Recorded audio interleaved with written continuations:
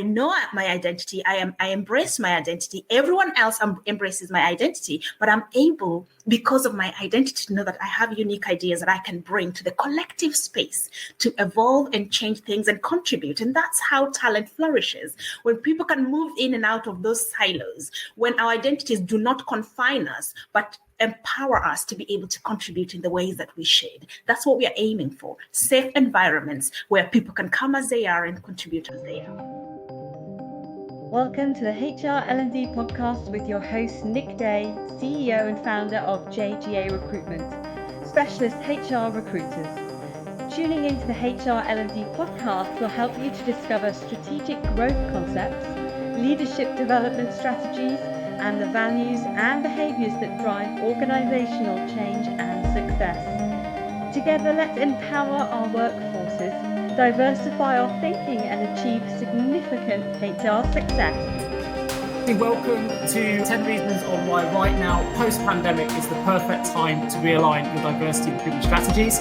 My name is Nick Day. I'm founder of JGA Recruitment. We specialise in payroll and human resources recruitment. I guess this is something that I really wanted to do because recent movements, such as the Black Lives Matter campaign, and prior to that, of course, as well, the Me Too movement, there have been a lot more reports about diversity shortcomings at the top levels of business, which has really highlighted that a lot of work still needs to be done when it comes to developing work environments that are fit for purpose in relation to encouraging and promoting diversity and inclusion. Now, 2019 did see demand for D&I professionals surge by 106%, but studies behind these strategies highlight a number of weaknesses that I think, and Margaret agrees, need to be addressed if businesses want to improve their processes for attracting and retaining diverse talent. Now, many of these processes are embedded in cultural values, strategies, and the behaviours of organisations.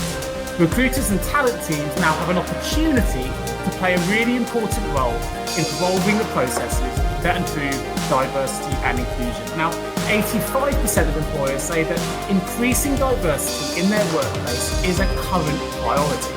And 67% believe that diversity is important so that their workforce can reflect the community that they currently operate in.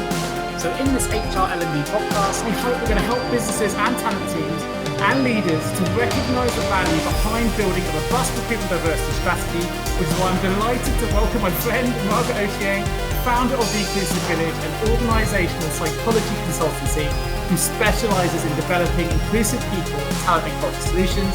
Margaret has a proven track record in delivering D&I consulting to some of the world's most major and renowned clients. So Margaret, welcome. Tell us, what does this mean for diversity and inclusion? Tell us a bit about your background, and let's jump straight in after that to point one. Welcome, Margaret. Thank you, Nick, for having me. Yes, I'm Margaret Ochieng. Just in case you're wondering, that's my Kenyan name. I am a diversity and inclusion consultant, but I'm also a researcher. And I think that is a really important part, because one of the things we're seeing, some of the things that Nick is highlighting, a lot of research has been done in the area of diversity and inclusion. But we also know that it takes about 10 years before research translates into practice. And so we need consultants who are sitting in the space that is between research and practice. And I believe that's where I sit. And so I help clients answer their big diversity and inclusion questions and bring solutions that are long-term, that are sustainable, that you can build on. I think one of the things that people struggle with is where do I start? And then after I've done that, what do I do next? So that's the thing I'm interested in most, is helping clients identify what is the best next thing to do from given where you are, given your context and the data that we can access in your organization. What is the next best thing for you to do? And then what would you do next and why? And then really being able to make those initiatives measurable so that clients can see the impact and the progress that they're making. And I think it's a really important time for us right now to be talking about this, because there is an urgent need to look at things right now, because we know we're facing interesting times, shall I say. Not just as in recruitment and HR and as businesses, as globally. And so being able to address D&I challenges right now will not only give us some opportunities and benefits, but also failure to do that will take away something from our organizations. Absolutely right. And it's been quite a challenge for me and Margaret to break it down into just 10 points. Point one we'd like to discuss, we've named biases, unconscious bias. So Margaret, tell us a little bit about what unconscious bias is, in particular in relation to recruitment. I think probably everyone will be familiar with this term, unconscious bias. It's the word of the season, shall I say. Unconscious bias occurs when we use our own experiences or shortcuts to make a quick judgment on an individual or on a group of people. Now, it starts out as something that was built into us to help us make quick decisions because we don't want to be looking at data and going through an elaborate process each time. But what then our brains have done is to rely on stereotypes and unintentionally apply labels to different demographics and use those labels to inform our opinions. And particularly when we are assessing and selecting talent, we know that the most important thing is to be able to use to rely on what knowledge, what skills, what abilities, and other characteristics would be predictive of a certain performance criteria that we're looking for. Now, where we are, when unconscious bias comes in, we no longer look at those the knowledge, the skills, the ability, and the other characteristics that are predictive of performance, but we rely on our own experiences or on our own stereotypes or on the information that is available to us, and that's how come unconscious bias is really something that affects who we select into organization. Examples can be affinity bias, quite common, that people who are more like us, whichever us we want to say, whether that's socioeconomic background or race or gender, we know that people that we meet and we feel are kind of from something, there's a level of familiarity can predispose us to affinity bias. We like things that are familiar to us. We know that physical attractiveness, for example, affects your chances of being recruited, for example. So people who are obese or who are deemed as not physically attractive tend not to be selected for roles, even though those roles have nothing to do with physical attractiveness. So candidates lose out because we have that bias of judging people on looks, even where looks should not be actually something. And then sometimes we compare candidates to each other instead of comparing candidates to a set criteria. So we see a candidate we really like, and then every other candidate has to match up. And sometimes those are on qualities that have nothing to do with the role that we are actually recruiting for. There is what we call the halo effect, where a candidate comes in and has something, so to say, a really good handshake, or you like their smile, and then their knowledge, their abilities do not match the criteria that you're trying to look for. But you just so hung up on the one thing that you like that you completely disregard everything else. And the opposite of that is where a candidate's one quality that you don't like, and that's the one. So no matter what knowledge they show they have, no matter what skills they try to demonstrate, you can't get past that. You just are so hung up on the fact that they didn't give you a good handshake or that they don't have good eye contact. So many things that can happen in a recruitment process that can disadvantage some candidates or advantage some candidates. And these are the things that we're talking about, that recruitment teams need to check and recheck. When I'm making these decisions, am I really relying on the objective facts that allows me to then recruit the best people for the job? And human nature, of course, is that we like to define things. You know, the idea, even we talk about space, the idea that there's what's beyond space is a scary thought to humans, because we don't like to imagine that something that we can't imagine, right? It's too big for our brains to process. So we like to define things, and therefore we like to both define ourselves, and the way that we define ourselves will be different to how a recruiter will define us, because they will see us differently. So if we can remove some of that unconscious bias and try and keep things, there are tools out there like scorecard analysis, for example, and tools we can use in recruitment processes that can help reduce unconscious bias. But interestingly, statistically wise, 42% of employers currently do not use any strategies consciously that reduce unconscious bias when recruiting. I thought that was quite an interesting stat that's come through.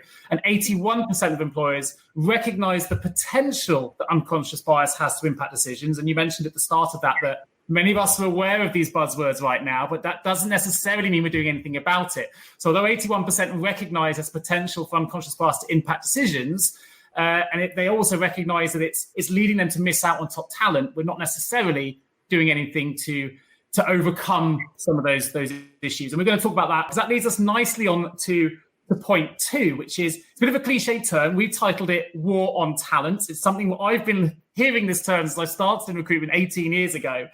But with reality as it is right now, and we've called this post-pandemic, I know we're still in the midst of it, but we are hopefully coming through the other side of it.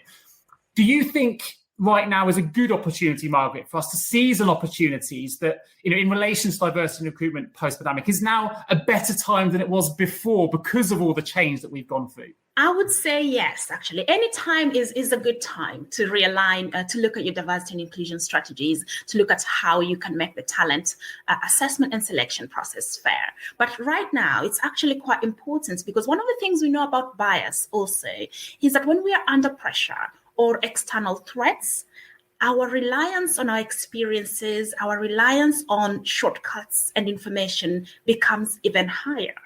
So unconscious bias increases when there is pressure on when there is external factors. And so right now, the economic challenges that we might be anticipating or experiencing, the pressures of working from home, the pressures of hiring in this current setting already predisposes us to higher biases. And that's why this is more important now than ever. And we need to know that if we weren't checking before, we actually do need to check now.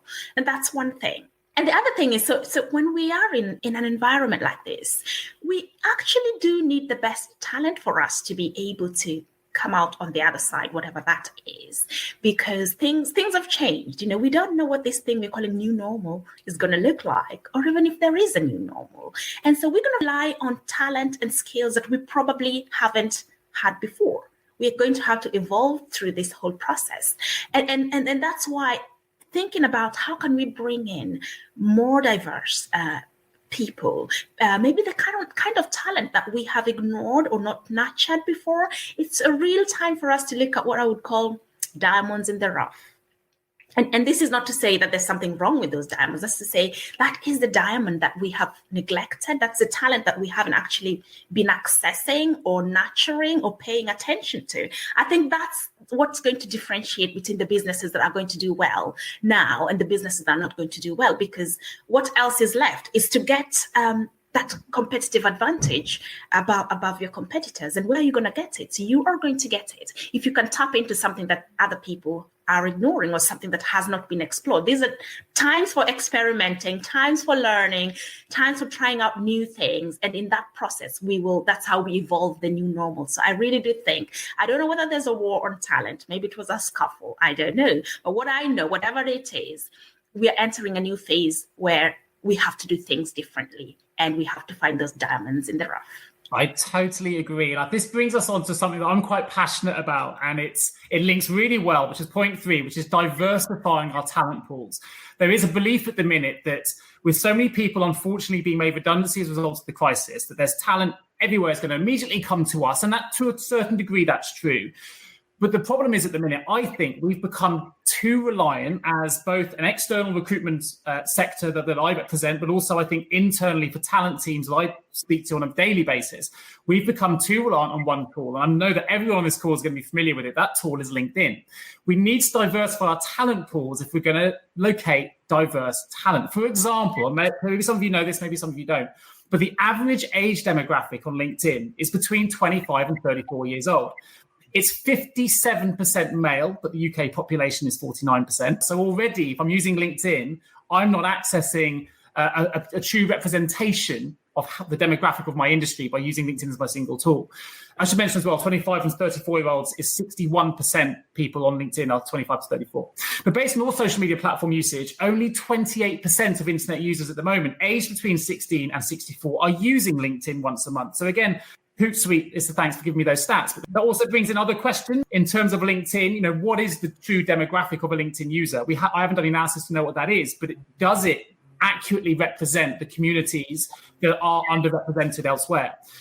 In addition, when we look at other tools, if 76% of recruiters and talent professionals at the moment are only using LinkedIn, only 20% are using Twitter, only 17% are using Facebook, and yet Facebook is as big, if not bigger than LinkedIn as the total pool of candidates, and only 2% are using Instagram. And I'm bombarding you with statistics at the minute, but I think they're important because ultimately people at the minute are telling us they don't have the tools they need to attract diverse candidates, but then they're often only using LinkedIn. In fact, 45% of employers are saying they don't have the tools available to attract the diversity they need.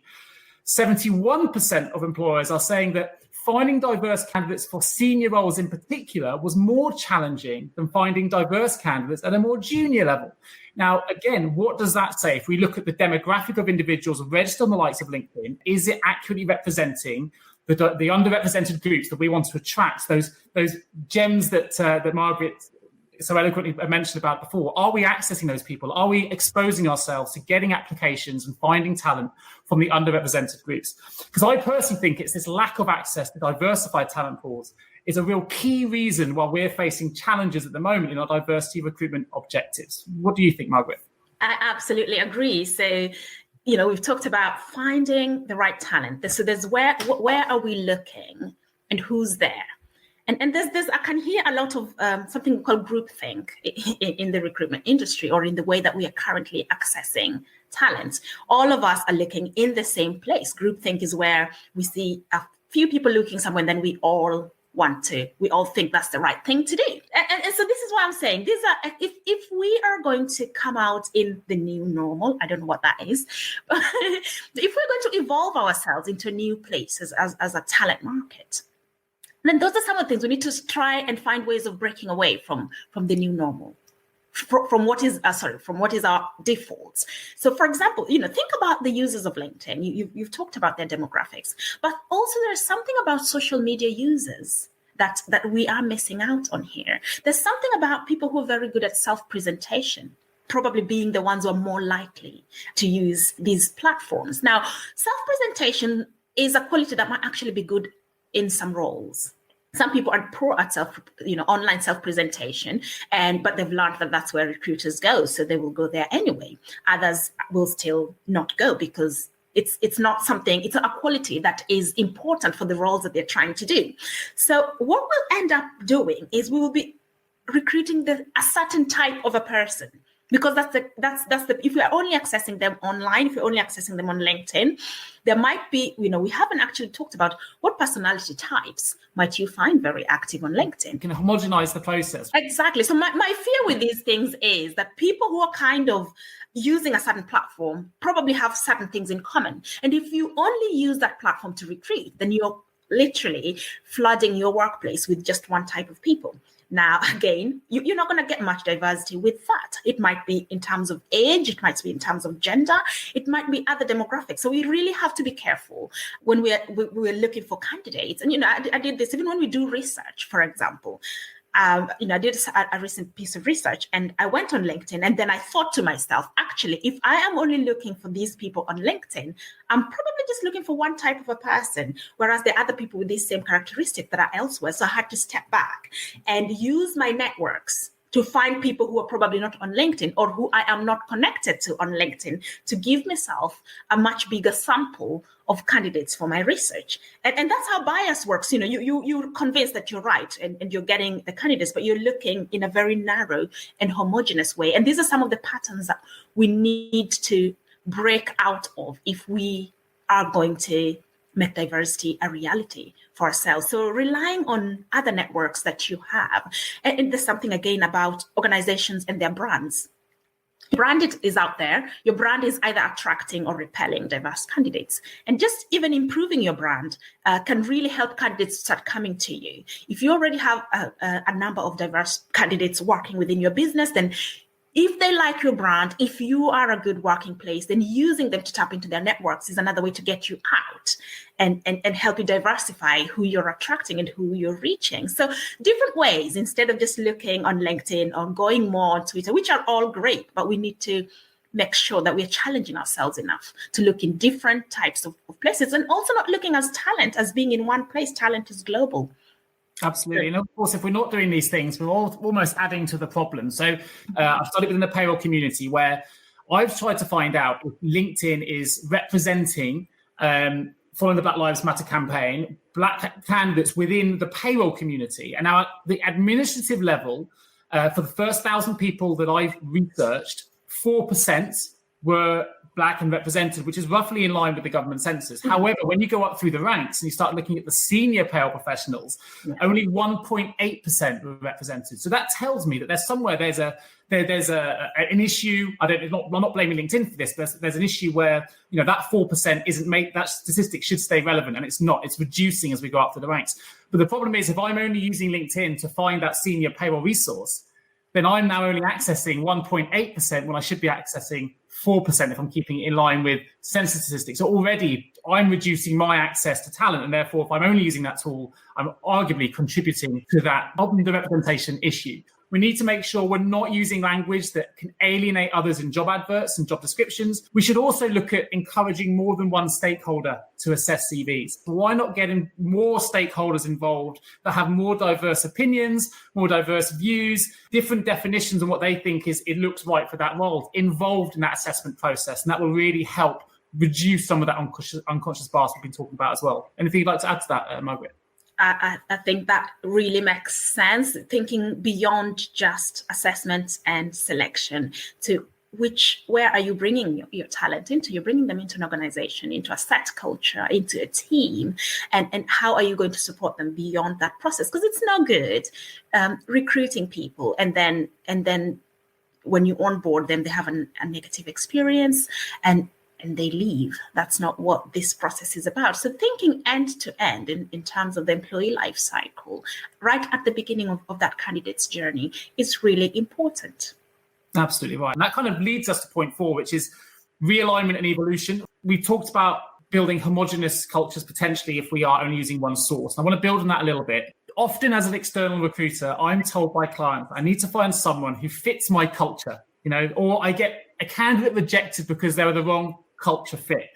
But I think it's a dangerous term to use. I think it's a term we need to move away from, because if we're only ever looking for culture fits, i.e. something that fits what we already have, then that's the quickest way to building a homogenous workforce where we are all the same. And if we're all the same, we can't evolve.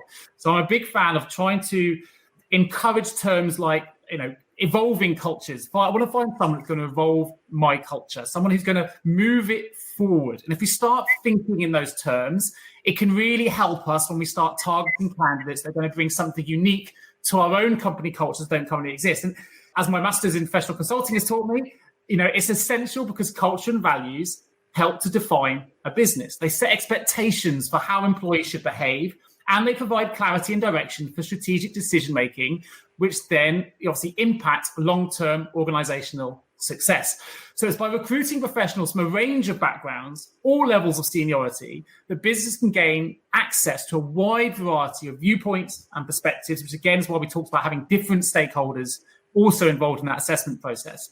To give some statistics behind it, which you can probably tell by now I'm quite a fan of, when we look at businesses like EY, for example, their statistics have said that companies in the top quartile for racial and ethnic diversity are 35% more likely to have a higher financial return than their industry peers. So with that in mind, Margaret, with realignment and evolution, the next point, what advice would you give to a client who wants to take action to really evolve its existing culture and values? You've covered most of it, but I would also add that evolving culture, especially right now, is about also utilizing diverse voices. If you're going to bring in new talent, as I have already said, if they are the minority in your organization, you need to invest in the space where they will feel safe to bring their ideas, because you've hired these people to be able to contribute. If they're going to evolve your culture, then you have to open up the space. You have to invest in the space where they can actually bring those ideas, where they can take some sort of interpersonal risk. We are more likely to take interpersonal risk if we have this thing we call psychological safety. The feeling that I will be seen as an individual and not as a representative of my demographic. So as a Black woman, that I can speak on this webinar without someone saying, Black women always speak like this. I'm speaking as Margaret, not as Black women. So candidates can easily judge when they're in an environment that is likely to generalize and stereotype them. And the risk with this is you could bring diverse talent into your business. And if you haven't dealt with these underlying culture issues, these underlying safety issues, what then happens is the candidates, these people come into your business, they have these amazing ideas that they could use to evolve your culture or evolve your business or take you to those new heights that you're looking for. But each time they will leave the table with their ideas because they just did not feel safe enough to contribute. They did not feel safe to put themselves out there. They feared that there are stereotypes in the room. People have ideas of who they are or how they should behave, or this is what we call the policing of minority voices or of minority behaviors. People can tell if their behaviors are being overly scrutinized or overly policed. This affects how we contribute. So it's a loss to the business because you've invested so much, but then ideas come to your tables every day and people leave with brilliant ideas, never spoken, never contributed because we do not feel safe to take that risk. If you can create a truly inclusive workplace, no ideas will leave the table, good or bad. You hear them all, and then you make that judgment, and conversations become more interesting. There's a level of increased curiosity and a learning culture where people know that if I contribute something really, some ideas are terrible, let's just face it. But they need to be heard because someone might be able to spin that idea, but see the other side of it that is not terrible and create something out of it. So creating a culture of curiosity and learning, not a culture of blame and stereotyping and finger pointing. This is, I've had some of my clients from minority ethnic backgrounds describe this of it is a one strike culture and you're out, that you feel as a minority group, you only ever have one chance. If you make a mistake, you're out because the spotlight is always on you. And that is a big pressure. And so that being overly cautious can stop minority groups or women or ethnic minorities or people with disabilities or whichever category, or people who are from a different socioeconomic backgrounds from the majority of the people in the room, can be a bit too cautious to the extent that they don't then contribute in the way that they should. And that is a loss to the business. And this is the thing I talk about when I talk about the inclusive village. It's about how we can create spaces where we see identity, individual identity is valued, but then people feel free. People have that safety to come in and out of their identities into a place that is where we do the collective purpose. So where you can contribute to the collective agenda, to the bigger picture. So I am, as a Black woman, can bring my ideas to contribute in a bigger space. And I know that my voice will be valued. I don't have to stay in my silo a silo that someone has defined for me as an ethnic minority. No, I know my identity. I embrace my identity. Everyone else embraces my identity, but I'm able, because of my identity, to know that I have unique ideas that I can bring to the collective space to evolve and change things and contribute. And that's how talent flourishes. When people can move in and out of those silos, when our identities do not confine us, but empower us to be able to contribute in the ways that we should. That's what we are aiming for. Safe environments where people can come as they are and contribute as they are. Fantastic. And let's be honest, at the minute, I'm sure there are talent professionals out there who are trying to recruit against values that are actually out of date. I mean, a lot of businesses haven't really looked at their values for many, many years. They were set when these companies were founded, and they've never been rechecked. But there's a lot of analysis and a lot of statistics out there and research, which you can go into Google and find yourself, that if values are not realigned with behaviors, then business performance suffers. So you need to make sure that the values of your business are aligned with behaviors that are being demonstrated internally. And that doesn't just mean, okay, now following the recent movements, I've decided I'm going to have a more diverse recruitment strategy. So we're going to look for X. That doesn't matter if you're branding everything as being forward thinking in terms of diversity, but actually when you recruit internally, you're not living that value and those behaviors, then it still fails. You've got to live it internally as well as promote externally. And you've got to make sure it all works together. So I think it's a good opportunity for a number of businesses to have a think about their existing values. Are they still fit for purpose? Do they need some realignment?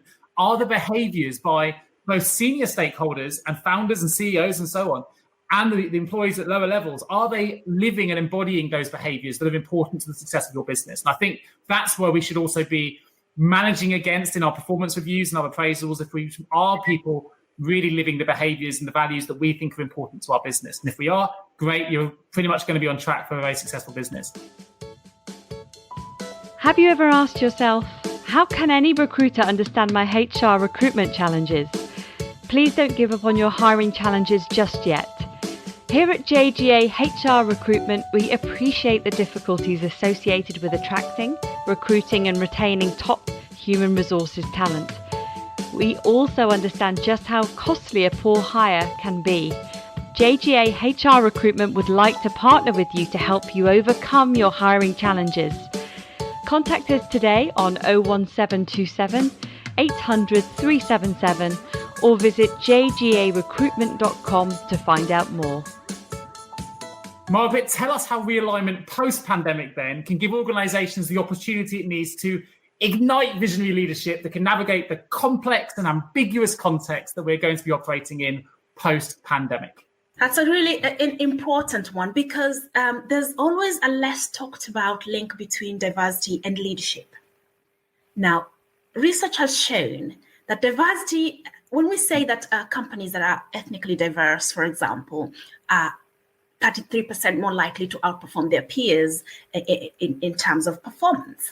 There's a link there that we miss in that statistics, and that's the link of how those organizations, those teams are led. So without visionary leadership, a diverse team will not necessarily realize that competitive advantage. And that's why I brought in this point about visionary leadership. It is critical. Diverse teams could fail if they're not led well. And so what is that? When we're talking about visionary leadership, what are we talking about? So this is the kind of leadership that will bring out the best out of a diverse team.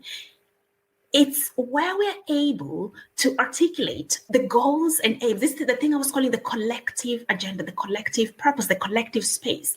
The visionary leader is the one who's able to articulate this well in a futuristic way, set value-based goals. And we just talked about this whole thing about values.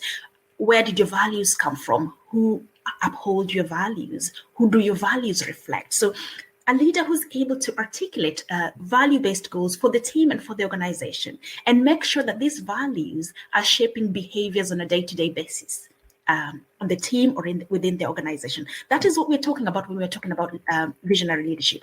And it is with that kind of leadership that it has been found that particularly ethnically diverse teams need visionary leadership for them to be able to perform to their best potential.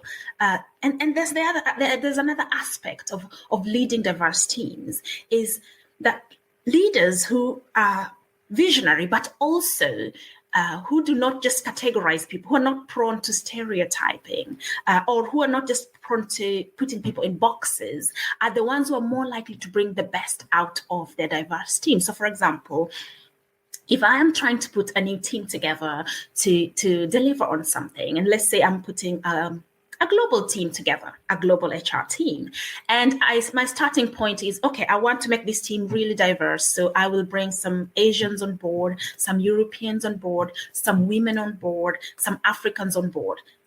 On the surface, I sound like I'm doing something good, but look at where I started. I started by demographics. I did not start with, these are the characteristics and the competencies that are important for the success of this team that I'm putting together, and listing those down so I have documented it. And then going around the business and saying, who are the people who have these characteristics? So if I'm going to look, say, in our Asian region, for example, I'm going to be looking for people specifically who have those skills, which means if I don't find them in the business, I have to find them from elsewhere. So instead of straight away saying, because I am leading diversity, if I'm going to put a team together, I'm just going to start with chucking in a few people with different characteristics. That's what undermines when we say sometimes diversity doesn't work. It doesn't work when we are prone to just going into demographic categories without thinking about competencies first, and then going to look for the talent that matches that competency wherever that talent is, and not relying on another thing leaders will fall for is thinking, oh, who do I know in our African region? Instead of thinking, who embodies these characteristics in our African region? So when you're going for the people you know, you're thinking, oh, I know this guy, I'll bring him on board. I know that guy in our Asian region, I'll bring him on board. I know that guy in the Americas, I'll bring him on board. You see, what you've just done is you brought people you know. You haven't brought people who embody the competencies, the knowledge, skills, ability, and other characteristics that are going to make your team successful. So yes, your team will be diverse, but your team haven't got probably the competencies to make them succeed. So these are some of the things. So a visionary leader, yes, we'll look at those things, but we'll also know what it takes to make that team perform and articulate that really well, really hone in on those values and lead that team to success. And that's what I wanted to highlight. The link between leading, between diversity and leadership is so important. It's the make or break of diversity and inclusion. And then there's something about also being able to communicate that vision to the organization. So this is the leader who will say, what is my part right now in creating an inclusive work culture around here? Why is this important to me as an individual? And why is this important to my team? And what is the best way that I can communicate what I'm feeling, what I know, what I'm convicted of to the entire business? This helps us not to make, say, diversity and inclusion the work of D&I people or of HR people or just of senior leadership or minority groups. It makes the work of D&I everybody's work in the organization. That's one of the key success factors for successful D&I, is where the whole organization understands what is your part in this. Now, one thing that you may or may not be aware on this webinar, depending on my relationship with you, but ultimately I've linked the next point to what Margaret just said, which is vulnerability, which is point 6.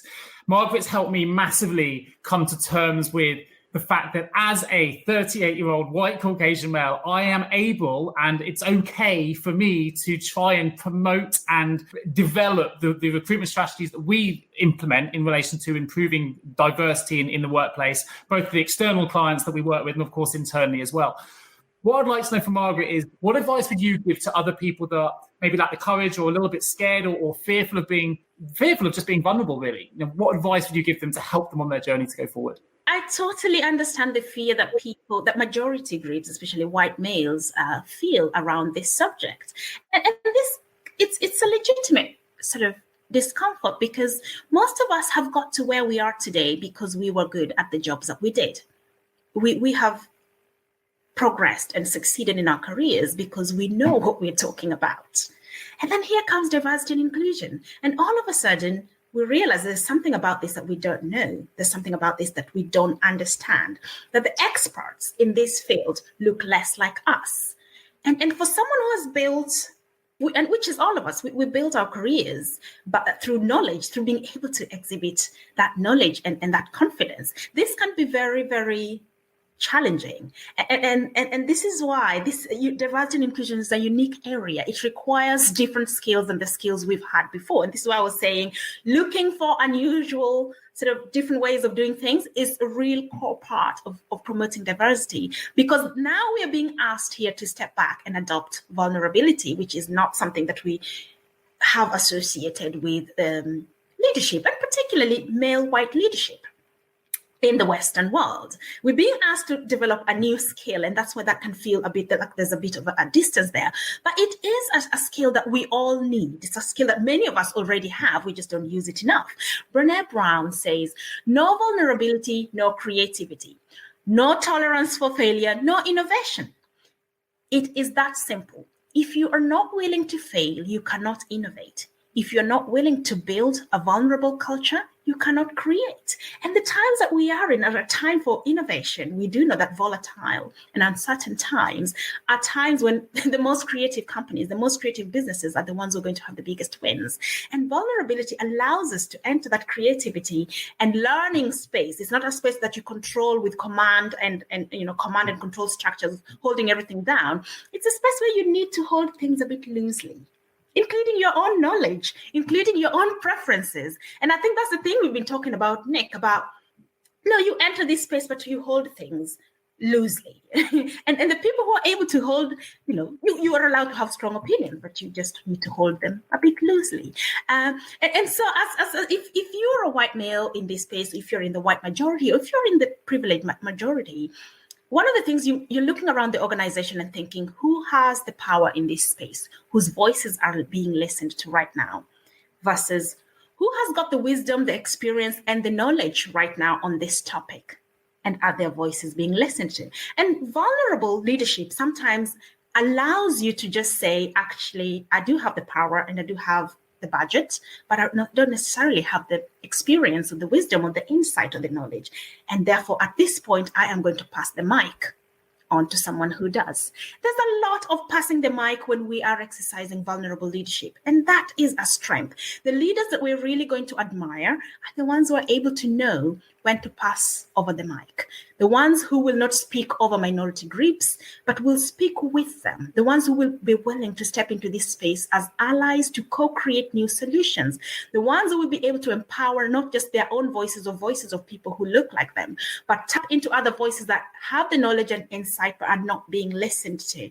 That's what vulnerability is. It might seem uncomfortable, but without it, we will not innovate, we will not create, and we probably will not survive if you think about it. So I really would say if people are feeling vulnerable and are nervous about this, the best thing is to experiment. Experiment with stepping out and accepting that I might actually not know everything. What do I know? We will make mistakes. Oh, yes, we will. We will say things that we wish we didn't say.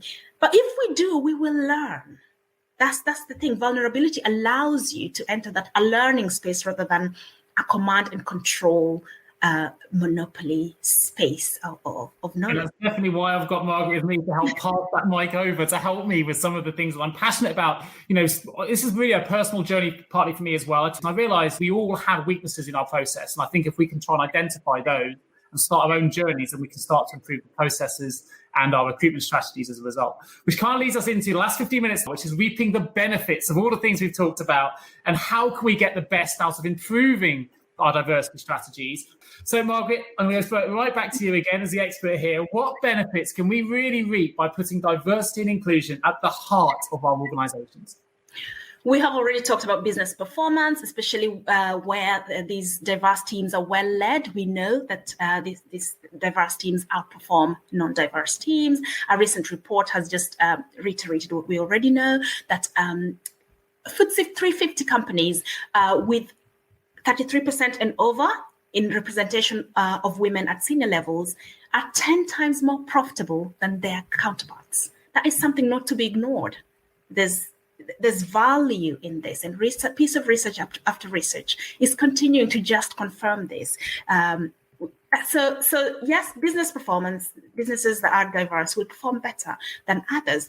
There is something about, again, these businesses having very strong brands. We know that the younger generations that we are trying to bring into the workforce are 80% more likely to choose a diverse brand than a non-diverse brand. So if you want to attract the best candidates that you need, the talent that you need, then it's in your best interest to actually look at your diversity and inclusion practices right now and look at how you can align those and move things forward. You'll be able to attract better talent in that way because you have a better brand. And then there is just also something around being an ethical and value-based business. Really, we are in the 21st century. These things we shouldn't even be debating this. We should just do them. So being a great place to work for everybody, being a place where everybody can come and contribute and thrive, where new ideas are built based on who's there and where people are not stereotyped or put in boxes based on their characteristics, is something that is going to bring value to businesses. The other thing, if we don't do these things, then we start to lose something. So, for example, we do know we've had recent lawsuits. Some people sued senior leaders, Black leaders. I think this happened in McDonald's in America. They sued McDonald's for systematically sidelining and removing senior Black leaders and franchisees. It's a case that is, I think, it's still on this year.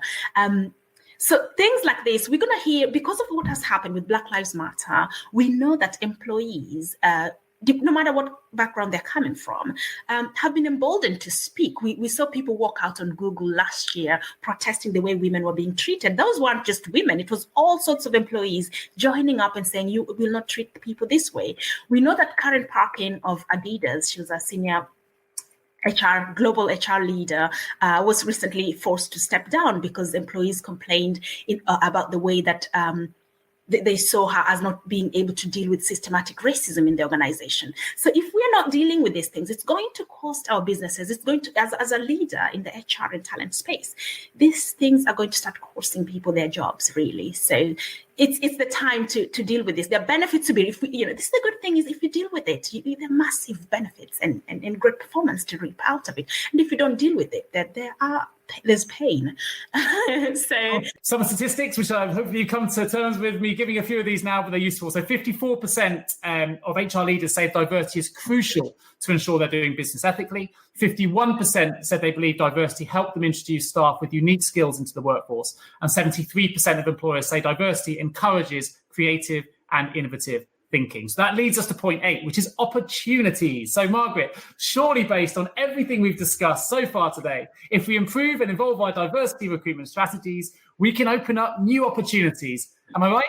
Absolutely. So I think we've talked about this. The only thing I would add is, there are also career opportunities here. These emerging visionary leaders. This is a time for people to really step up and growth in their own leadership and emerge as thought leaders and visionaries in this space. Collect good case studies of how this works and the steps that you have done. So there's an opportunity for businesses, but there's also opportunities for individuals with great ideas to come out and lead in a diverse and inclusive way. So a new crop of leaders everything is up for grabs at this point. So I want to take us to point 9, which is you titled it actually for me, Margaret, non-performative. Now, studies have shown that a diverse workforce can improve the bottom line of a business. We talked about how you align those with values to help do that.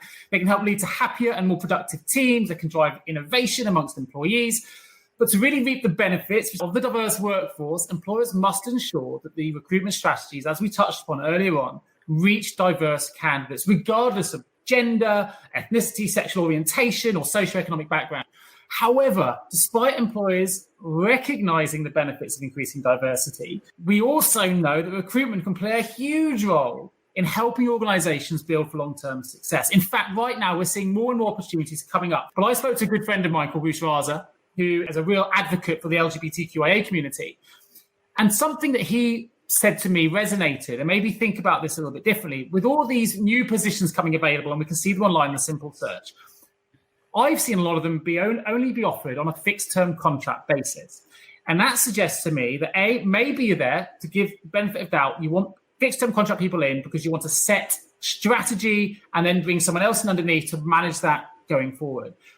However, I also suspect that some of these roles are being recruited for to be seen to be doing the right thing. And that's how we've sort of termed this non-performative. So I'm going to pass this over to you, Margaret, to talk us a little bit more about how you see non-performative and how people can help understand this term. Yes, so performative really is, I feel a lot of pressure. The spotlight is on me. I need to be seen to be doing something. Now, there's a difference between needing to be seen to be doing something and actually doing something. And I think sometimes as leaders, we can really underestimate the intelligence of our audience. And we might think that just looking to put a role together and hiring that our employees will believe us, it does come out as a dishonest. So although there is a case for sometimes hiring on a short term, I think the thing behind it is how you communicate that to the business.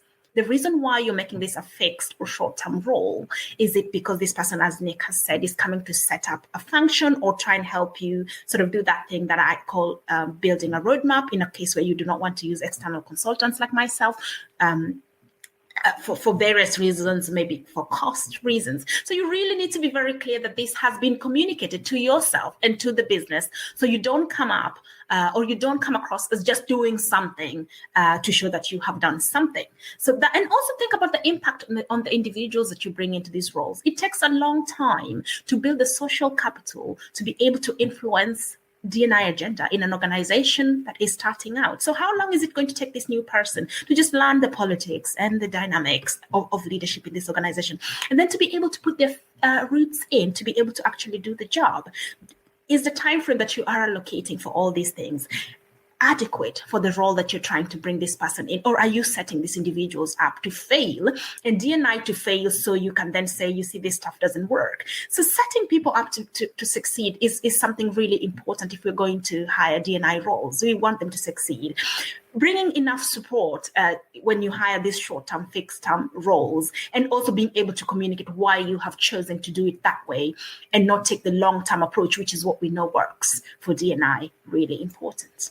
We also know as well, we've talked about it a lot today, that if it's short term, then it's not going to be embedded in your culture and values and your behaviors. So again, it will fail because they'll be misaligned. Whereas if it's a long-term plan and you really embed that as part of your cultural values, this is something you're committed to changing, it's much more likely to sustain and work and be productive. And it leads us to our last point. We termed it transparency and accountability. Because all I wanted to do right now is give everyone a little bit of encouragement and support to say, yes, a lot of this is about recruitment and talent and how we need to improve our processes. But ultimately, external recruiters like myself and internal talent professionals and HR directors and all these individuals, they can't do it by themselves. So this does not fall on the head of resourcing or the head of talent or even the head of HR. It falls on whole businesses to improve. We've got to realign recruitment D&I with HR strategy, with wider, broader organizational objectives and entire talent management processes if we really want to reap the long-term benefits. So I'm going to ask Margaret the last question. How can we ensure that we can achieve this? Absolutely. So accountability is that threading piece. And I always say, I cannot say this enough, D&I is a journey. It is not a destination. So you're not arriving. Don't rush somewhere. You're not going to arrive.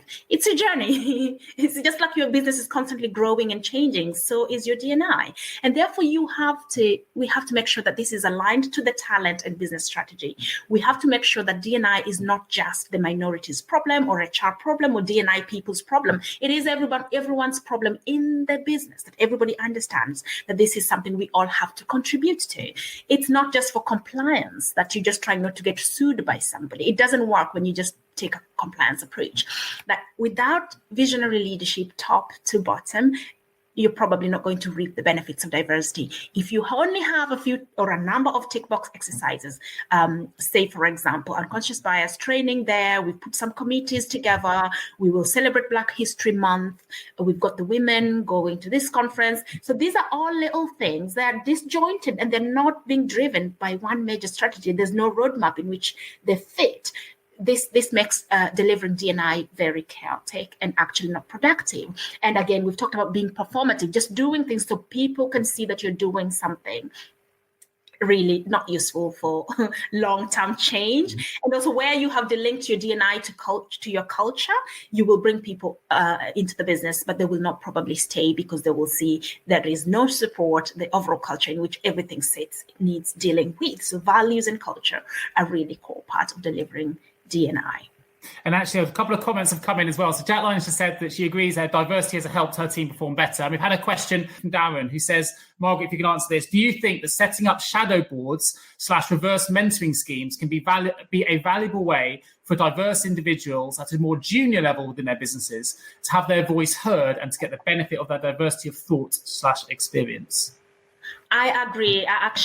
I like the idea of reverse mentoring. It's a way to just open up, especially where you don't have diverse people at senior levels. It exposes the junior, sort of the more junior minority groups to senior people. It helps them to build social capital. But it's also the space where the very senior leaders can then expose themselves to that vulnerability piece, to learn from someone who's got a different competency, who's got a different way of looking at things. But if they're open to contribute to that relationship in a mutual way, not in a patronizing way, then both parties develop. It's a really good way to help your talent sort of connect and link to each other, help people build social capital. The only thing I would advise is the support behind it, because we've seen where reverse mentoring has actually become a traumatic experience for minority groups. You're going into this reverse mentoring relationship with somebody who does not understand or value who you are. So again, it's going to be that patronizing tone. There's going to be microaggressions in this relationship, things that keep being said, that keep stinging you. So before we set people into reverse mentoring relationships, we need some sort of training on awareness and how to execute diverse, inclusive leadership. If you do not train these leaders, they're just going to harm people. And I think in that case, it's actually better not to do it. Excellent. Fantastic. Of course, If you are working with external agencies and you don't have the resources or the access to underrepresented groups, then make sure you ask your agency if they do. Make sure that your agency you're working with is committed to accessing diverse talent pools on your behalf. Because the fact is, if businesses continue to limit the presence of a particular demographic, or if they only use one tool, be it LinkedIn or any other tool, then they will lose the opportunity to have fresh perspectives, a diverse talent pool to really pull from, which we have proven, hopefully, during this webinar, can really contribute to achieving organizational success and improving organizational performance. I'm going to pass this quickly back to Margaret to summarize anything we may have missed. I'm going to quickly run through the last 10 points. If you want to write them down, you can. For me, obviously, the most important thing is that we make diversity and inclusion part of our core company values and manifestos and behaviors so that we can really start to live them. But I'm going to throw it back to the expert in the room. I'm going to hand you the mic, Margaret. In one sentence, I would say, look at it as a journey. We are in this for the long haul. It needs to become just the way we do business and not something that we do on the side. It's just the way we do business. It's the journey that we are on as a business to improve, to change, to create, to innovate, and to become better. Excellent. And for me, come away from the culture fit term I hear so often. Look at evolving the culture of your business. I think it's really important. Don't be scared to be brave. Don't be scared to be vulnerable. And hopefully we can all, as a group of talent, HR and recruitment professionals, really commit to change over a longer term that really does bring huge organizational and business benefits. The 10 points we covered today: number 1 was biases, 2, war on talent, 3, diversifying talent pools, number 4, realigning and evolution, 5, visionary leadership, 6, be vulnerable, 7, then reap the benefits, 8, opportunities that they bring, 9, be aware of any non-performative recruitment you might be involved in or your business might be part of, and transparency and accountability, which could also be collaboration. Make sure that everyone else in your business is behind you as a talent or recruitment professional in trying to achieve the change that you're looking to create in improving your recruitment diversity strategies for the future. But I think hopefully that gives everybody a bit of a whistle-stop tour that we've introduced here about how to recruit and improve your recruitment strategies for recruiting diverse talent post-pandemic. And thank you ever so much, Margaret, for joining me. Thank you very much. Thank you, everybody who joined us today. Thank you so much for tuning into the HR L&D podcast with your host, Nick Day, CEO of JGA Recruitment, specialist HR recruiters. If you need any help with a current HR or L&D vacancy, then please get in touch with Nick and his team. All contact details can be found in the episode notes. In the meantime, to make sure you never miss a future episode, please subscribe to the show through any of your favorite podcast channels. Till next time.